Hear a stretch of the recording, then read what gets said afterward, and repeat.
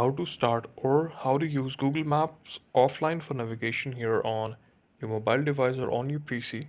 As you can see, this is my Google Map, but it is online right now. To use it offline, you simply have to do the thing or follow the steps I'm showing you in this video. Open offline maps, tap the downloaded map option here. The downloaded section will be present to use.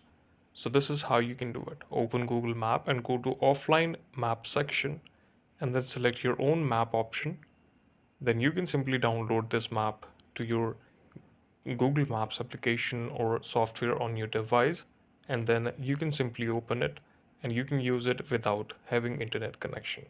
How to use it? Enter into Google Map as offline and go offline maps here, and then simply you can download it and use the map without having an internet connection very easily and very right navigation to it. Thank you so much for watching the video.